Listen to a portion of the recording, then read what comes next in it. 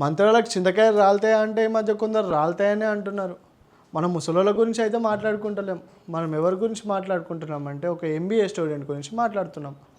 ఈ వీడియో అయిపోయిన తర్వాత వాడిని ఏ చెప్పుతోటి కొడతారో మీరే డిసైడ్ చేసుకోండి. तो लवर थी ना फिर तो मारा। कुछ नहीं हुआ है, छोड़ो, जो हो गया यार। अरे कैसी बातें कर रहे हो, आपने मारा एक लड़की को, आपकी प्रेमिका थी वो, उसको छोड़ दो ना, क्या करोगे जान के। మధ్యప్రదేశ్ ఇందర్కు చెందిన పీయూష్ అనే యువకుడు ఒక అమ్మాయిని ప్రేమించిండు. సో వీళ్ళ జీవితం ఇలా ప్రేమామయంతో సాగుతూ సాగుతూ సాగుతూ చివరికి వీళ్ళిద్దరూ పెళ్లి చేసుకుందామని ఈ అబ్బాయి ఆ అమ్మాయిని అడిగిండు. సో అమ్మాయి నిరాకరించి నేను చేసుకోలేను, నాకు కొంచెం టైం కావాలి, ఇంట్లో ఒప్పుకోరు, ఇంట్లో మనకు జాబ్ వచ్చినాక ఒప్పిద్దామని నచ్చజెప్తూ వస్తూ వస్తూ ఒక 3 years అలా వీళ్ళ టైంపాస్ అనేది సాగింది. కొన్ని రోజుల తర్వాత పీయూష్కి ఓపిక నశించిపోయింది. ఇక అమ్మాయిని ఒక ప్లేస్కి తీసుకెళ్ళి ఓపికగా మాట్లాడి వాళ్ళిద్దరు సన్నిహితంగా మూవ్ అయినారు.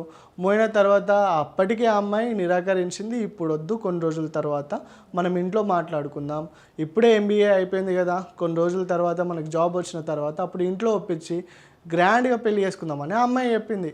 అయినా అతను ఓపిక నశించిపోయి సైకోలా మారిపోయి ఆ అమ్మాయి పైన అత్యాచారం చేసి గొంతు నులిమి ఆ అమ్మాయిని చంపేశాడు.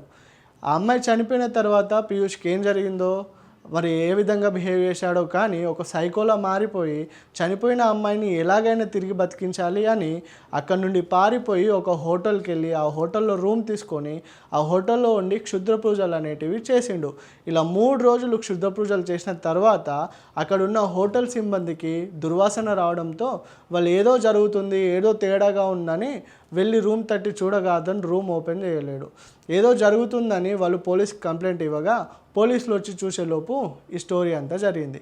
ఇప్పుడు మీరు చెప్పండి, మంత్రాలకు చింతకాయలు రాలుతాయా? అభం శుభం తెలియని ఆ అమ్మాయి కొన్ని రోజులు టైం అడిగింది. ఆ టైం ఇవ్వకుండా ఆ అమ్మాయిని పీయూష్ అనే వ్యక్తి చంపేశాడు. దేశంలో ఏఐ ఇంకా చాలా విధమైన టెక్నాలజీ వచ్చి ఎట్లా అంటే డెవలప్మెంట్లో ఇండియా చాలా ముందుగా దూసుకుపోతుంది. కానీ ఈ ఎంబీఏ స్టూడెంట్ మంత్రాలు, చింతకాయలు, చేతబడులు అనుకుంటా చనిపోయిన అమ్మాయికి పూజలు చేసి ఏ విధంగా బతికిస్తాడు? అతనికి కొంచెమన్నా తెలివి రాలేదా? ఇది పాసిబుల్ అనుకున్నాడా? ఈ కంటెంట్ కనుక నచ్చితే షేర్ చేయండి, లైక్ చేయండి.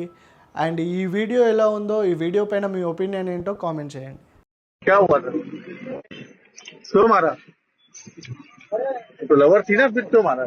कुछ नहीं हुआ है, छोड़ो, जो हो गया यार। अरे कैसी बातें कर रहे हो, आपने मारा एक लड़की को, आपकी प्रेमिका थी वो, उसको छोड़ दो ना, क्या करोगे जान के।